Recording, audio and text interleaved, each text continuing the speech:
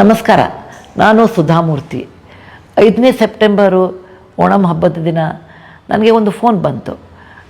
ಅದರಲ್ಲಿ ಟ್ರೂ ಕಾಲರ್ದಲ್ಲಿ telecommunication department government of India ಅಂತ ಇತ್ತು. ನನಗೆ ಟೆಲಿಕಮ್ಯುನಿಕೇಷನ್ ಡಿಪಾರ್ಟ್ಮೆಂಟ್ನ ಹಿಂದೆ ಒಂದು ಯಾವುದೋ ಬೋರ್ಡ್ ಮೇಲೆ ನೀವು ಬರ್ತೀರಾ ಅಂತ ಕೇಳಿದರು.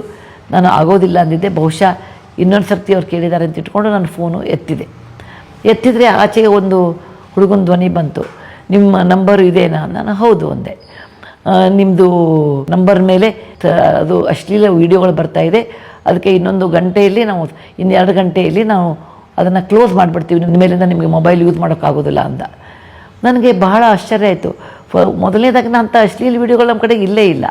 ಎರಡನೇದು, ಹಾಗಿದ್ದರೆ ನಾನು ಕರೆದು ಇವರು ಆಫ್ ಯಾಕೆ ಮಾಡ್ತಾರೆ ಅಂತ. ಅದಕ್ಕೆ ನಾನು ಕೇಳಿದೆ, ಅದೆಲ್ಲ ಇರಲಿ, ನಿಮ್ಮ ಹೆಸರೇನು, ನೀವು ಎಲ್ಲಿಂದ ಫೋನ್ ಮಾಡ್ತೀರಿ? ನಾನು ಸೆಂಟ್ರಲ್ ಸರ್ಕಾರದ ವತಿಯಿಂದ ಮಾತಾಡ್ತಾ ಇರೋದು, ಟೆಲಿಫೋನ್ ಡಿಪಾರ್ಟ್ಮೆಂಟಿಂದ ಮಾತಾಡ್ತಾ ಇರೋದು. ನಿಮ್ಮದು ಜನವರಿಯಲ್ಲೇ ನೀವು ಆಧಾರ್ ಕಾರ್ಡ್ ಕೊಟ್ಟಿದ್ದೀರಾ ಅಂದರು.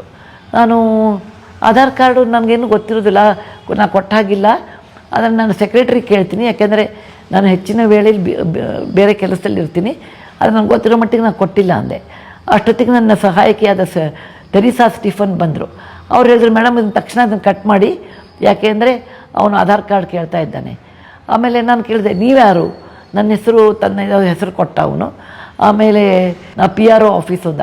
ಆತನ ಮಾತಿನ ವರಸೆನೇ ಬಹಳ ರಫ್ ಆಗಿತ್ತು. ನಾನು ಇಂಥ ರಫ್ ಮಾತಾಡೋನು PRO ಇರ್ತಾನ ಅಂದ್ಕೊಂಡೆ. ಹಾಗೆ ಅಂದ್ಕೊಂಡು ನಾನು ಅದನ್ನು ಟೆಲಿಫೋನು ಕಟ್ ಮಾಡಿದೆ. ಆಮೇಲೆ ನನಗೆ ಗೊತ್ತಾಯಿತು ಏನಂದರೆ ಇದು ಫ್ರಾಡ್ ಇದೆ ಅಂಥೇಳಿ. ಈ ಥರ ವಯಸ್ಸಾದವ್ರಿಗೆ ಈ ಫೋನ್ ಬಂದರೆ ಬ್ಯಾಕ್ಗ್ರೌಂಡ್ ಅವ್ರಿಗೆ ಗೊತ್ತಿರಲಿಲ್ಲ ಅಂದರೆ ಎಷ್ಟು ಬೇಗ ಮೋಸ ಹೋಗ್ತಾರಲ್ಲ ಅನಿಸಿ ನನಗೆ ಅಧೀರತೆ ಅನ್ನಿಸ್ತು. ಈ ಥರ ಅನೇಕ ಫ್ರಾಡ್ಗಳು ನಮ್ಮ ದೇಶದಲ್ಲಿ ಆಗ್ತಾಯಿದೆ. ಧೈರ್ಯದಿಂದ 1930 1930 ಅಂತ ನಂಬರ್ ಇದೆ, ಅದಕ್ಕೆ ನೀವು ಫೋನ್ ಮಾಡಿ. ಅವರು ನಿಮಗೆ, ನೀವು ಕ್ಯೂದಲ್ಲಿ ಇದ್ದೀರಾ ಅಂತೇಳಿ ನಿಂತ್ಕೊಳ್ಳಿ. ಅವ್ರು ತಿರ್ಗಾ ನಿಮ್ಮನ್ನು ಕೇಳ್ತಾರೆ. ಅವ್ರು ಪ್ರತಿಯೊಂದು ನೀವು ಹೇಳಬೇಕಾಗುತ್ತೆ. ಅವ್ರಿಗೆ ಹೇಳಿ. ಎಲ್ಲರಿಗೂ ಇದು ನಾನು ಒಂದು ಎಚ್ಚರಿಕೆ ಹೇಳ್ತಾ ಇದ್ದೀನಿ. ಇದು ಕಷ್ಟವಲ್ಲ, ಆದರೆ ನೀವು ಮನಸ್ಸು ಮಾಡಿದರೆ ಅದು ಸುಲಭವಾದೀತು. ದಯವಿಟ್ಟು ಇದಕ್ಕೆ ಪೊಲೀಸರೊಂದಿಗೆ ನೀವು ಸಹಕರಿಸಿರಿ. ನಿಮ್ಮ ಹಣವನ್ನು ಕಾಪಾಡಿಕೊಳ್ಳಿ, ನಿಮ್ಮ ಧೈರ್ಯವನ್ನು ಇಟ್ಕೊಳ್ಳಿ.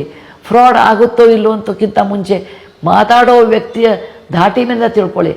ನಿಮ್ಮ ಅಕೌಂಟ್ ನಂಬರು, ನಿಮ್ಮ ಆಧಾರ್ ಕಾರ್ಡು, ನಿಮ್ಮ ಟೆಲಿಫೋನು, ನಿಮ್ಮ ಅರೆಸ್ಟ್ ವಾರಂಟು, ನಿಮಗೆ ಆಮಿಷ ತೋಡೋರು, ಇವೆಲ್ಲವೂ ಸುಳ್ಳಿನ ಅನೇಕ ಮೆಟ್ಟಲುಗಳು. ಧನ್ಯವಾದ. ನಾನು ಸುಧಾಮೂರ್ತಿ.